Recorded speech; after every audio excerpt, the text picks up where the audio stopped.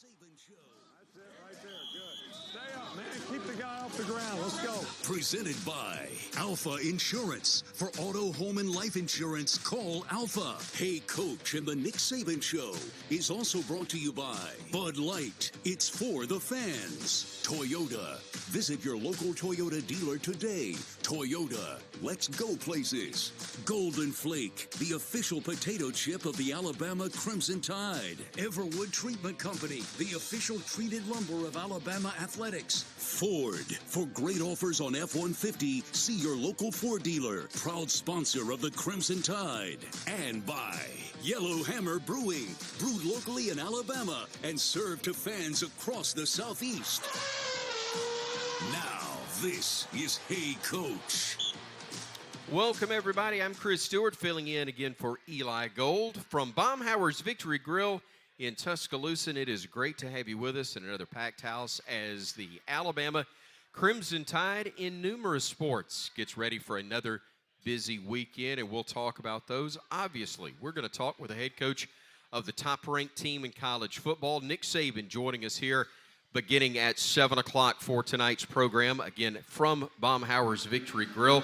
Look forward to talking with Coach and also our media guest for the night. He's Ryan Brown, a longtime friend of mine, and you know him as the host, or co-host, I should say, of The Next Round, along with Lance Taylor and Jim Dunaway. Excited about the opportunity to visit with Ryan and have him join us as the media guest for tonight's program with Coach Saban. That'll be coming up later in this first half hour that we'll talk with Ryan for the first time, and then Coach with us just after 7 o'clock here locally. But we're going to start things off tonight in our second segment, talking with two members of another highly ranked Alabama athletic squad. That is Wes Hart's 18th ranked Alabama soccer team.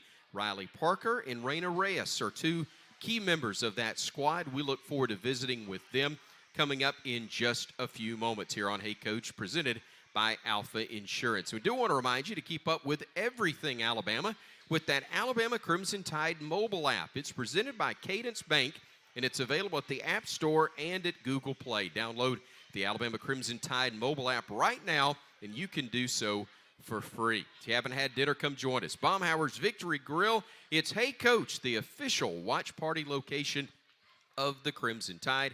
We're back right after this on the Crimson Tide Sports Network from Learfield.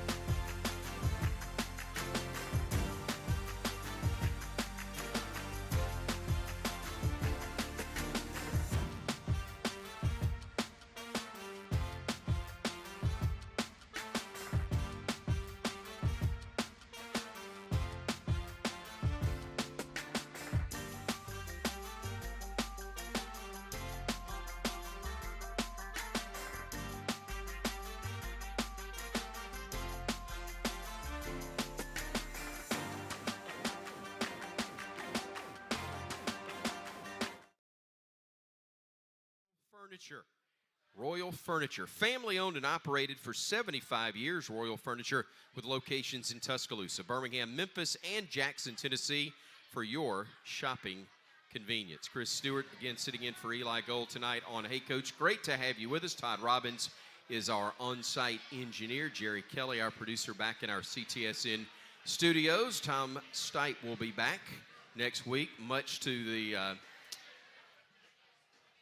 not chagrin, but happiness of Todd Robbins. We will have Tom back with us next week and look forward to that. We look forward right now to welcoming in two members of the Alabama soccer program. And let me get it right, not just two members of the 18th ranked in America. Yeah. Alabama soccer team, Coach Westhart's squad doing great. Riley Parker and Raina Reyes, kind enough to join us. Ladies, thanks so much for being here. Yeah, thanks for having us. We're happy to be here. Yes. All right. So we're going to do this diplomatically. We'll go first with the one who's been married recently. That's me. Yeah, okay. Oh, I'm just kidding. Okay. You hit the ring well. Sorry. It was Riley Mattingly. Now it's Riley Parker. Yes. Congratulations. Thank you. Appreciate it. Not used to it yet, are you? I'm not. Still haven't legally changed it, so need to get on that. I understand. That's what John said, the husband over there. The toughest part for me in meeting him is not saying Wilson after I say his name. People ask me if you're related to John Parker Wilson? Yes, and I'm like, no, that's not quite. Not quite. Different He's twice John Parker. my age. Yeah. No way. Yeah. No, I threw that in case he's listening tonight. So congratulations to you and your husband, John. Well, why not? You only got college.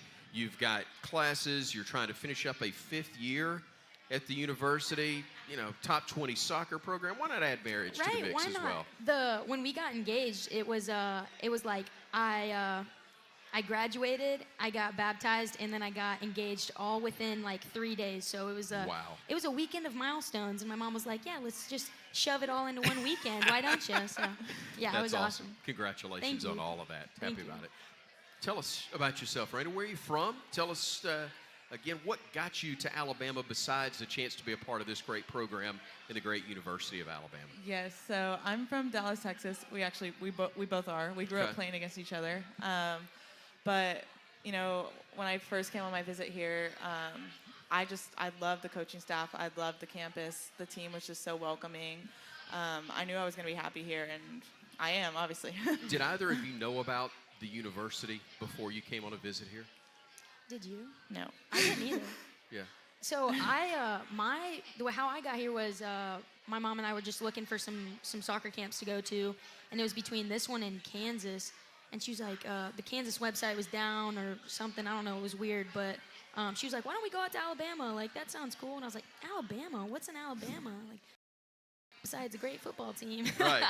But heard we about went out that. there, and I fell in love with it, and it was home ever since. I'm trying to remember the timeline. Coach Hart, was he here yet? He had just gotten here. That was Right. in 2015. That was my first camp. And then they came and watched me play in the Phoenix Showcase and went out on a visit the next week, and I was committed the next week. So you played against each other in high school? Yes. Okay. In our club. Okay. Yeah. How odd is that? Because you've been competitors, and now the thought of being teammates, that can be a great thing, and clearly it's worked out for you ladies, but it can also be a little different at the beginning, I would imagine. A little dicey at the start? Yeah. A little cold? I remember, every time she played for Solar, which was, honestly, we were the biggest rivals, right? Yeah, FC Dallas for and Solar, so we knew every time going against them that it was going to be a battle, and, I remember her, she always had her little bow, and I was like, that's the girl with the bow. The bow. The bow Can girl. never live the bow down, ever. But no, I'm very happy that we're here together, and now we're teammates instead of opponents, and, Yeah. Well, the program has Yeah. changed so much. And the Alabama name nationally is university, and of course football is what people think of first. Right. But you've got people thinking of your brand of football right now and what you've done with soccer. It's got to be an incredible source of pride to see it where it is right now, knowing that you still feel like you have work to do. Definitely. The being ranked 18 is awesome, but we don't want to be satisfied with just that. We want to continue to get better. We want to compete for championships and not just be a good program, but can we be a great program? I know how far we've come since 2015, and obviously we want to leave a legacy behind of great expectations. So it's been awesome to see how far the program has come, like culture-wise and winning results-wise. So People can clearly understand winning and losing. How do you change culture, though, within a locker room and within a program itself?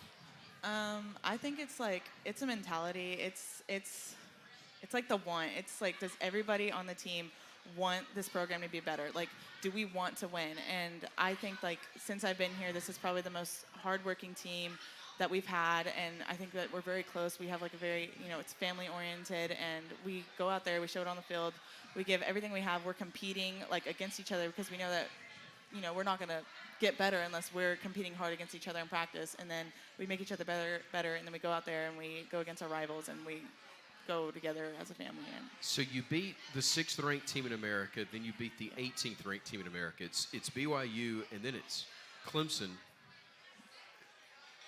Isn't that where Coach Hart came from? Did he come from Clemson? I thought he had. Maybe I've remembered that wrong. But regardless, 2 top 20 wins in a row. Now you're the ranked team. How much is addressed by Coach to discuss, okay, you're no longer the hunter, you're now the team that's being the hunted because of where you are? yeah, it's a different approach to games, because used to it was kind of like, all right, we're the underdog, we're trying to knock teams off, and now we're there, and the target's on your back. So it's like.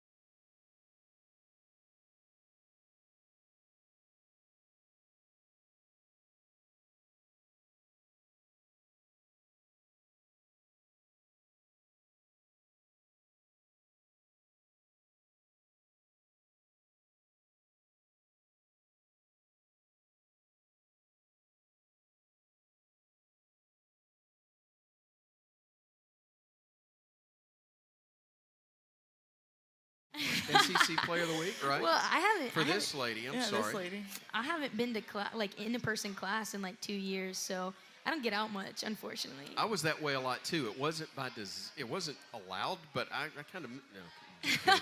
Kidding. Just There was no such thing as COVID back then. I just didn't show up Yeah. sometimes. But you do get recognized more, I guess, for your team and what's been happening on campus a little bit. Yes. Yeah, we had an awesome crowd come out. What game was that? Clemson. That was Clemson. Yeah. I mean, I've never played in that stadium with the crowd that electric. It was awesome. It was one of my favorite wins.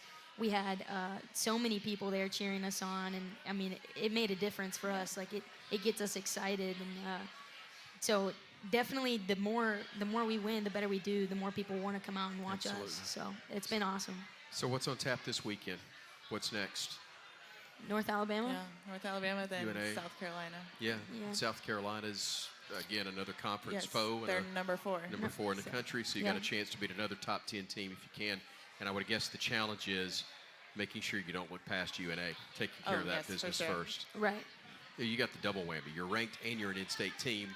You're the University of Alabama, and all due respect to UNA, I know what that's like. They'll be coming after you. They will. So, For sure. ladies, congratulations again on the success. We appreciate the time tonight, and look forward to supporting you the rest of the way and seeing great things the rest of the season. Thanks so much for the time. Thank Thank you. you. Appreciate it. Raina Reyes, Riley Parker. Riley, the SEC Player of the Week, and we appreciate so much they're joining us here tonight on Hey Coach as we continue. And do want to remind you that we'll take a couple of calls tonight on the Yellowhammer Brewing Company hotline. 877-202-BAMA will be the number to call. We're back with more from Baumhauer's Victory Grill in just a moment here on the Crimson Tide Sports Network from Learfield.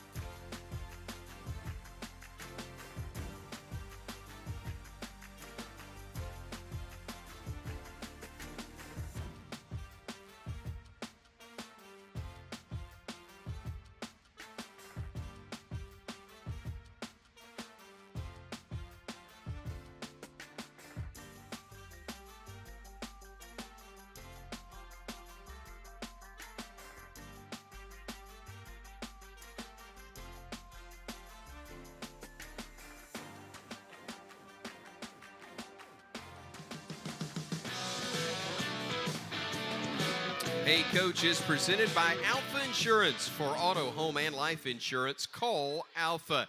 Back here at Baumhauer's Victory Grill in Tuscaloosa, continuing with Hey Coach, the lead up to the Nick Saban Show coming up a little bit more than 10 minutes from right now. And you can celebrate 40 years of Baumhauer's Victory Grill this fall with new flavors, including Alabama hot chicken, fajita wraps, and, of course, legendary buffalo wings. Baumhauer's Victory Grill, it's the official watch party location of the Crimson Tide. When we come back to Bob Baumhauer's Victory Grill, we're going to take a look at our Performance of the Week. It'll be presented by Everwood Treatment Company. Stay with us. We're back with more in just a moment right here on the Crimson Tide Sports Network from Learfield.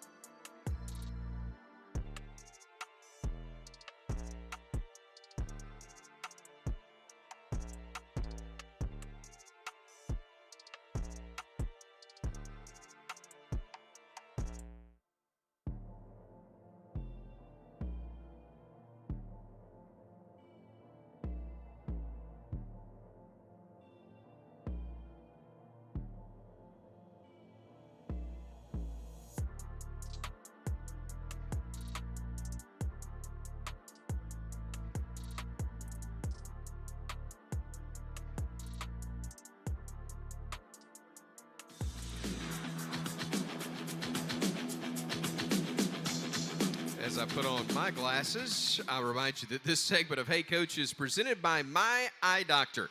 My Eye Doctor has 20 locations to make your next eye appointment convenient. Don't miss a single play this season as eye care and eyewear really are better together at My Eye Doctor. Visit myeyedr.com to learn more. Chris Stewart back with you, filling in for Eli tonight here on Hey Coach. And do want to tell you about our Performance of the Week. It's presented by Everwood Treatment Company.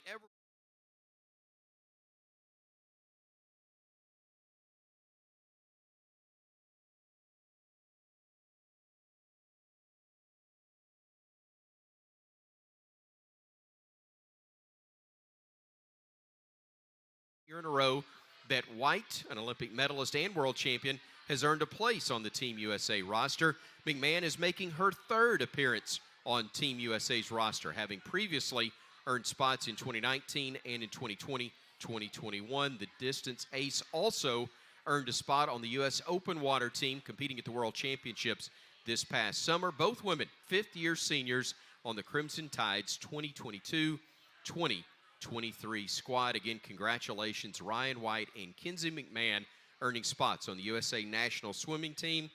They earn our Performance of the Week from Everwood Treatment Company. Special thanks to Onward Reserve, the official apparel provider of the Crimson Tide Sports Network for their great gear this year. Visit onwardreserve.com for all your golf and game day apparel.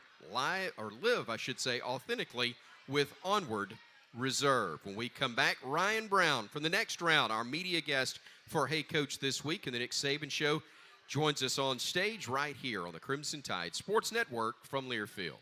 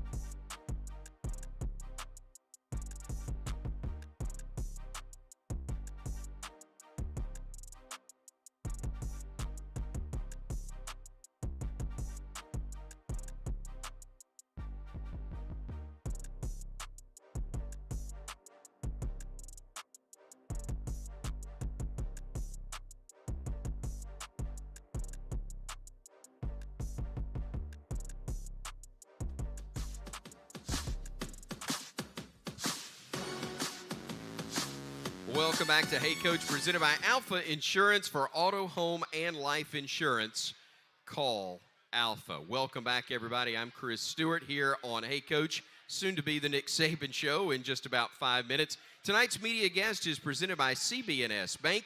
Bank anywhere at any time with CB&S Bank's digital solutions. Managing for your finances has never been so easy. We welcome in our media guest for the night. He is Ryan Brown from the next round. I did not say the radio show the next round because that's not what it is. It's a whole lot more than that. Good to see you. Yeah, good to see you, Chris. Been a while. 20 years since we were in this building together, right. I think, closing up, doing post-game call-in shows here on the network. You and I have done a lot of work together. I believe this is the first time we've done this, though. It is. Yeah. Not Absolutely. the first time on this stage, however. No. We were a radio show for a very long time. Myself, Jim Dunaway, Lance Taylor, Rockstar, our producer, left radio and started our own thing. So we're everywhere but radio, nextroundlive.com, if I could give a shameless plug. Absolutely. That's where you find everything. That's what I want you to do. Yeah, YouTube video, Facebook video. We got our own app. Hit that like button. Hit when that you get like to button. YouTube. Make sure you subscribe. That's right. My family's got to eat. We understand how all of that works. Congratulations. Thank you. It's right over 1 year old. Yeah. And you had a chance to launch this, and you guys were familiar in the Birmingham, and not just Birmingham, but all across the state of Alabama with what you had done in radio and kind of launched your own venture. Yeah, we did. It was back in June when we left radio and then started our show August of last year. So, yeah, we just did celebrate our first year anniversary. We didn't know what to expect. I mean, it was kind of new territory. Sure. And a little harrowing. We gambled on ourselves, and so far it's paid off. We got a long way to go, but our listeners and viewers have been phenomenal to support us. They're awesome. Sponsors are awesome, so we're just having fun. It's a great idea. I've told you before, I used to listen to you on my phone anyway. That's right. And the smartphone has become basically a radio for everybody. It's why we as a network have the Varsity app that we encourage people to go to so they can have that with them wherever they happen to be to pick up our broadcast, and that's really just what you guys have done, but taking it to another level with the video pieces that you have as well. Yeah, and that was weird too, because having done radio for so long, we weren't on video all the time, and then out of the blue, all 4 hours of our show's on video, so you always have to be aware the camera might be on you. Yeah, I'm familiar that we're doing that with football broadcast and basketball too. Absolutely. Like when Dunaway wants to shoot me a bird, he's got to got to refrain. Exactly. Yeah, you don't want to do that. You don't want the kids to see that at the house. Exactly. But it is Dunaway, so you're not totally shocked. You never know When it occurs. Sit tight. Yep. We're about to make the switch, and it will be the Nick Saban Show coming up as we continue right here on the Crimson Tide Sports Network from Learfield.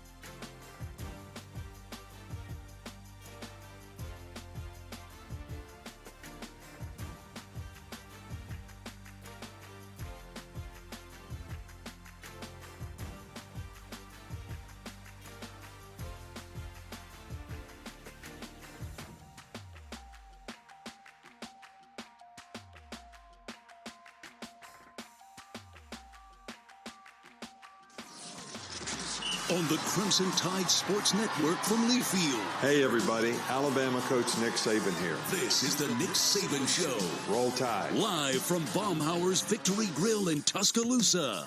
Presented by Alfa Insurance. For the best agents in the business, call Alfa. Also brought to you by Yellow Hammer Brewing. Brewed locally in Alabama and served to fans across the Southeast. Everybody to the Nick Saban Show presented by Alfa Insurance. I'm Chris Stewart, our media guest of the night. From the next round, Ryan Brown. And I believe everybody here knows the gentleman joining us here at Baumhauer's Victory Grill. We welcome in the head coach of the Crimson Tide, Coach Nick Saban. Great to see you as always, sir. Good to be here. Appreciate y'all coming out. It's great. How you doing? Good, Coach. Yeah, good. You get the hay in the barn. You get a chance to get out. I'm not going to say take a full deep breath because you got a game to get ready for. Something special about Thursday night for you, though, isn't it? Yeah, I love getting out here because this is about the only time in the week that I see anybody in public.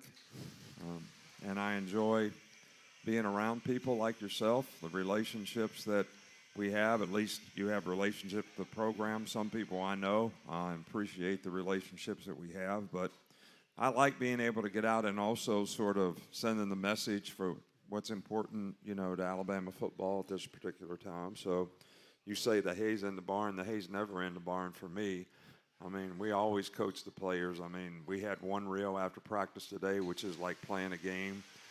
We have meetings tomorrow. We have walkthrough. We'll go through 60 plays tomorrow on a 20-minute walkthrough, formations, adjustments on defense, same thing on offense, and have a substitution script. We have another one reel tomorrow night where we look at a film, call the plays. Everybody's got to make the call, what their assignment is, what their job is. So the mental practice that you get between now and game time, to me, is critical to how prepared you are when you get out there and how you can anticipate what's going to happen in the game. So maybe the game plan is not going to change between now and then, but the preparation for the players, to me, which gets the hay in the barn, is not over yet. You've known me 16 years. The only thing I know less about than football is farming. Hay in the barn sounded good. I thought I'd take a chance with it anyway. This is why I turned it over to the media guest right now, Coach. Yeah, so I can't do worse than that. Is that what you're telling me? Yes. Yeah. Alabama and Texas haven't played a regular season game since the 1920s, which is shocking to think about. You're a fan of the game. How important is it for traditional powers to play more often in regular season games, just for the health of the game? Well, I think you all have heard me talk about this before, that I think playing in our league there's a lot of great traditional rivalries in our league. But I also think that playing national games give you national exposure as a program and as a team. And I've oftentimes said that I think we should play all Power 5 schools, which would enhance, that whole situation. But scheduling is affected by people having opportunities to get bowl eligible. So you only have a small group of people who are willing to play a more difficult schedule because they want to win 6 games so they can be bowl eligible. I think we should do it like basketball, where you get a rating on who you beat and the kind of teams that you play and tough schedule and all that, however they do that. So you might go 5-7 and still be able to go to a bowl game over a team that went 7-5 if you had more quality wins. So, but that's not going to happen anytime soon. But I do think I agree with you that traditional games like this, and I think that the playoffs have added some of that. Mm-hmm. Some of these, games that you play in the beginning of the season that we've played for many, many years have added to that. And I think it's important on a national basis to play these kind of games from a program standpoint, from an exposure standpoint. Coach, I've been in the locker room with you after ball games many times, and I've heard you talk to the team. 24-hour rule, you give them a chance to celebrate a hard-earned victory if that's the case on that particular day, but then you do turn the page to the next ball game. Walk us through the weekend aspect or schedule for your team in most game weeks, what that's like as far as getting them back together, the time you may spend reviewing what had happened in the previous game before you turn it to what happens to be next. Yeah, well, we don't really do, on Sundays, our players have like an optional stretch and stride. Some guys like to lift on Sunday so they don't have to do it on Monday. But the whole idea of physical recovery is good, that you stretch and stride and get lactic acid out the day after the game, so you'll recover better. We also give players hydration tests and all kinds of other scientific measures. We measure guys' speed, like during the game. Is their speed what it should be, GPS-wise? Physical power gets tested throughout the course of the week. So these are things other than football. All right, so the first thing on Monday is we have a team meeting.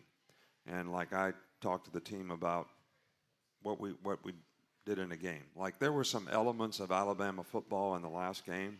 We played with toughness. We had good intensity. Team played physical. The preparation was good. The players were ready to play. And there were some young players that couldn't take advantage of their opportunity when they got to play because they didn't prepare well. So they got in the wrong formation. We got a penalty. We got offsides. We had 6 penalties. 5 of them were after the 2s went in the game. Only 1 when the other guys were in the game. So players learned that they have to prepare better to be able to take advantage of their opportunity. Then we have what we call good, bad, and ugly. So we put 16 plays on a tape, and I sit in front of the whole team. All right, good. We did just play good. Right protection, quarterback read the right guy, threw the ball, we made a good play. Next play, this is ugly. All right, so we weren't in the right gaps here. We messed up in the secondary. We didn't do the right thing. Number 9, you didn't do what you're supposed to do. So everybody's accountable in front of everybody on the team for what they did right or what they did wrong. So there's positive reinforcement for good plays, and there's some ugly plays where we make correction, because the reason for this is I want players to understand that if everybody does their job and is accountable to do their job, we can have very successful plays, whether it's on offense, defense, or special teams. It only takes one guy not doing what he's supposed to do, and play doesn't work. So I can show there's 10 guys out here doing exactly what they were supposed to do. This one guy didn't do what he was supposed to do, went the wrong way. The other team ran the ball for 12 yards. So that's trying to promote the team concept. So on Monday, we put in the special teams game plan.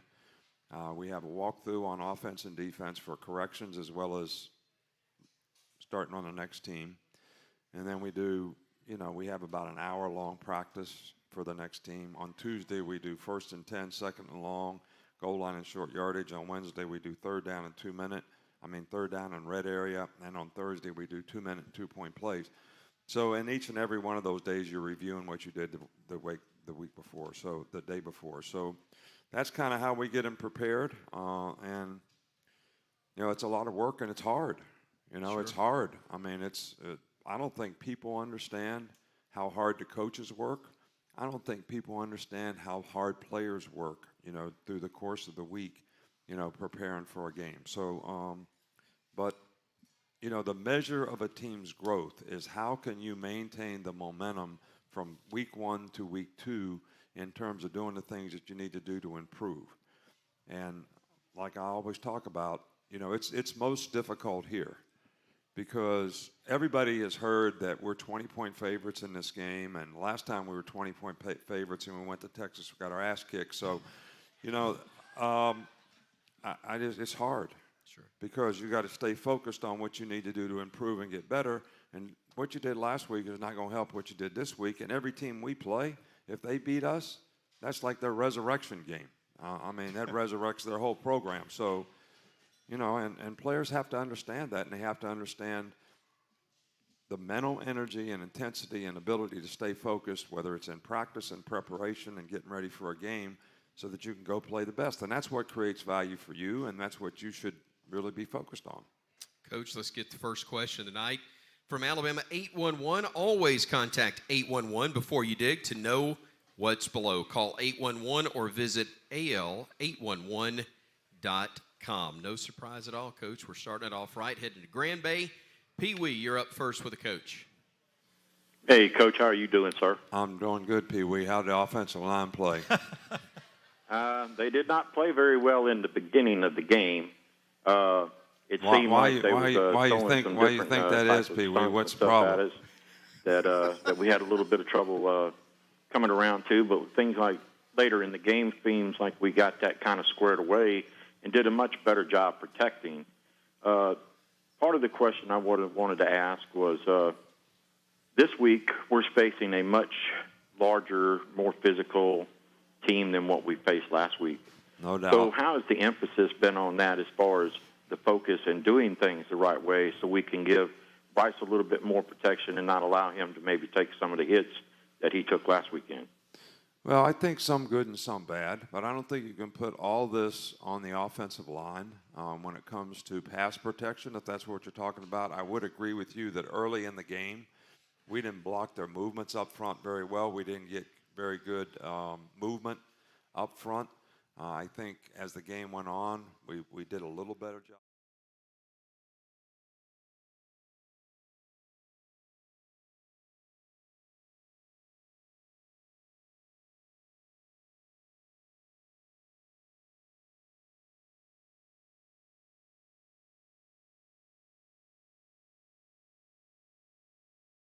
The offensive line's fault.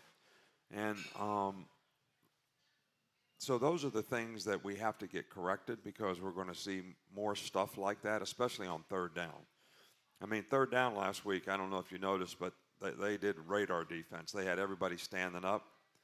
All right, well, them 5 offensive linemen that you love so much, Pee Wee, all right, they want to know who 4 down in the mic is. That's all they care about. That's all. They can't sleep at night unless they know the 4 down guys in the mic because that's the 5 guys they're supposed to block. Well, when they're all standing up, they got a hell of a hard time figuring that out. All right, so that's a challenge that, everybody's got to be on the same page, and the quarterback's got to be on the same page, and the running back's got to be on the same page because a lot of times he has the 6th guy. And who is the 6th guy? If they have these 5, who is the 6th guy? And then if somebody comes that we don't have blocked, or maybe the running back's got scanned on 2 guys, he's got this guy or that guy, and they both come. We're hot. You got to get the ball out your hand and throw it because you can't block them. So, but that's what you try to do on defense, especially on 3rd down, so that you can affect the quarterback and you can, because that has, to a large degree, has a lot to do with how good you are on third down, as if you can get somebody free running at the quarterback, and he has to throw the ball hot. Alabama and the Texas Longhorns meeting in Austin Saturday morning, 11:05 Central is the kick time. Radio coverage begins at 8 a.m. from Darrell K. Royal Texas Memorial Stadium. When we come back, we'll get to the Yellowhammer Brewing Hotline. 877-202-BAMA is the number to call if you'd like to be a part of the show. And for our in-house audience here at Baumhower's Victory Grill, we've got a microphone over here to my right where we would love to have you come ask a question, and we will get to one of those next here on the Crimson Tide Sports Network from Learfield.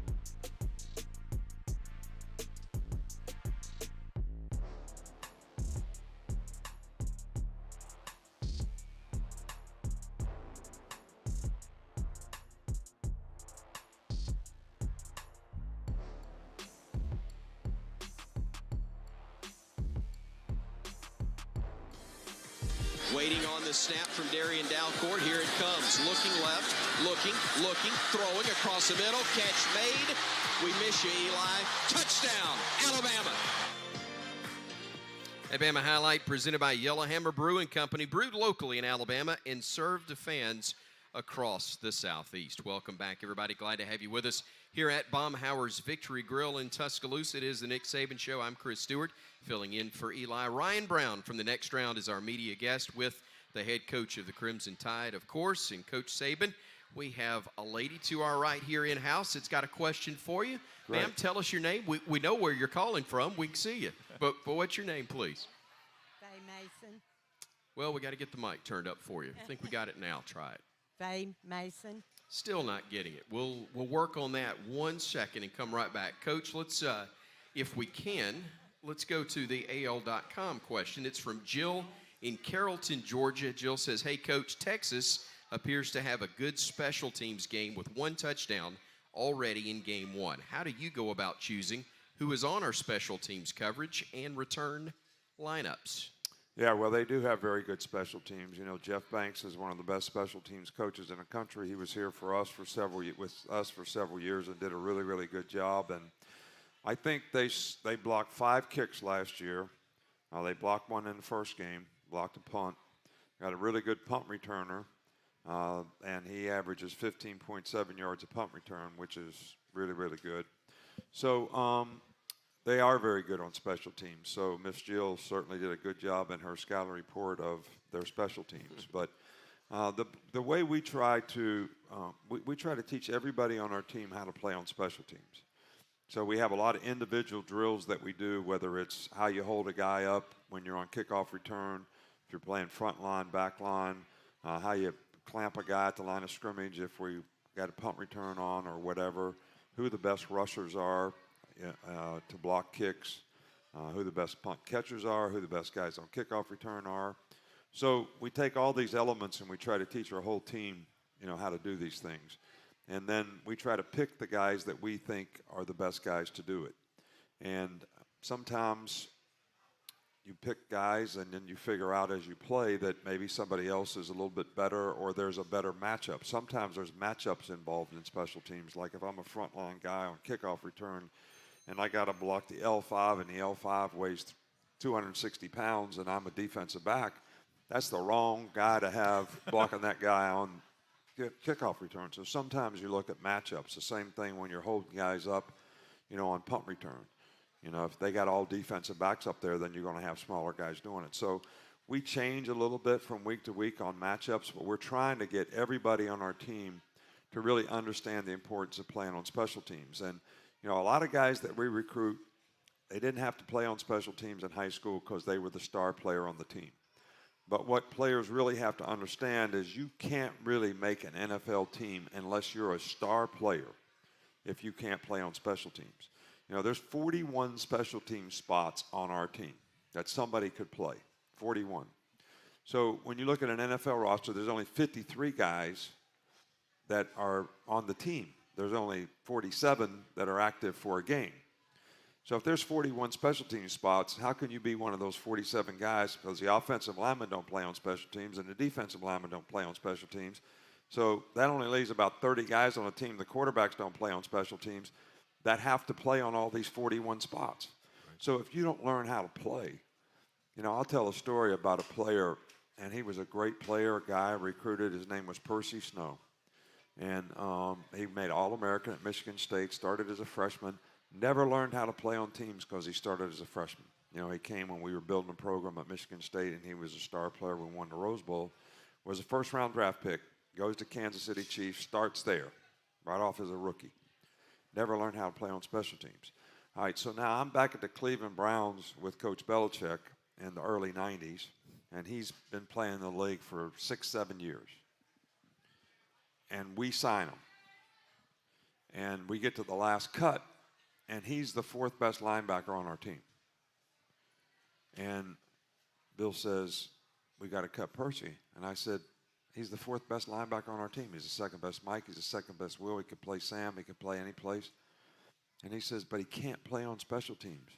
And we can't keep a backup linebacker on our team that can't play on special teams. I says, well, what are we going to do if Pepper Johnson gets hurt? He said, we'll pick him up off the street. But we have to have guys that can play on special teams. So I tell these stories all the time to the players on our team to get them to understand the importance of when you're in college, it's as important part of your development as anything that you're a good special teams player. And, there's a lot of guys that really buy into that. There's some guys it's a tough sell, but it does create value for them in their future, even if you're a wide receiver. If you're not the number one wide receiver on your team, you got to play on special teams. You got to play gunner on the punt. You got to put the fast guys out there. There's places you can play on kickoff. So, take like Julio Jones when he was here. He was a demon on special teams and wanted to play on them. Right. And even when he was a great player, he ran down on kickoff. How many guys like him do you find out but that's a warrior.